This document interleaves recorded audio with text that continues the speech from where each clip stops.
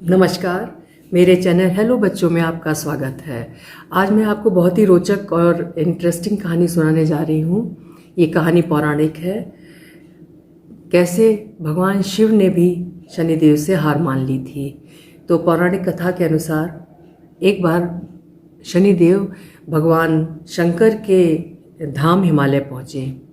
उनको प्रणाम, अपने गुरुदेव को प्रणाम करके शनिदेव ने भगवान शंकर से कहा कि भगवान, मैं कल आपकी राशि में आने वाला हूँ, अर्थात मेरी वक्र दृष्टि आपके ऊपर पड़ने वाली है।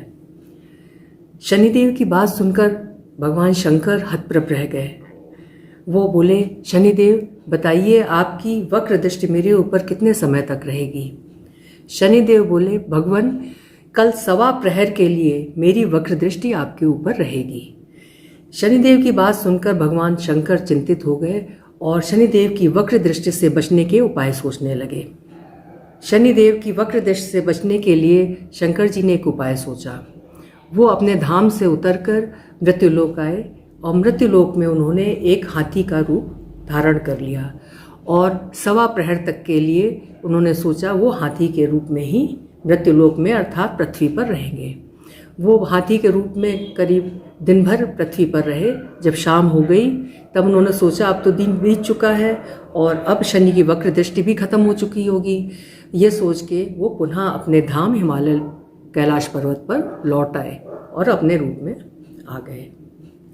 जब शंकर जी कैलाश पर्वत पर पहुँचे तो वहाँ उन्होंने शनिदेव को अपना इंतजार करते हुए पाया।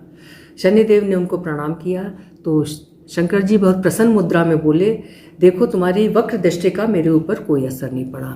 यह सुनकर शनिदेव मुस्कुराए, बोले, मेरी वक्र दृष्टि से तो ना तो देव बच पाए हैं ना ही दानव, और भगवान आप भी मेरी दृष्टि से नहीं बच पाए।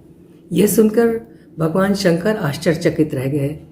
शनिदेव ने कहा कि ये मेरी वक्र दृष्टि की वजह से ही आप 1.25 प्रहर के लिए देव योनि को छोड़ के पशु योनि में चले गए और मेरी वक्र दृष्टि आप पर पड़ गई और आप इसके पात्र बन गए। ये सुनकर भगवान शंकर बहुत प्रसन्न हुए और शनिदेव की न्यायप्रियता देखकर उन्होंने उनको अपने हृदय से लगा लिया। ये कहानी रोचक तो है ही है। इस कहानी से ये समझ में आता है कि शनिदेव की न्यायप्रियता सबके लिए है। वो सबके कर्मों का फल देते हैं, चाहे वो देव हो, दानव हो, मनुष्य हो या किसी भी योनि का हो।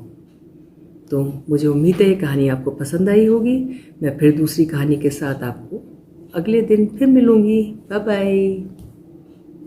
अगर आपको कहानी पसंद आई हो तो प्लीज़ सब्सक्राइब करिए। Thank you.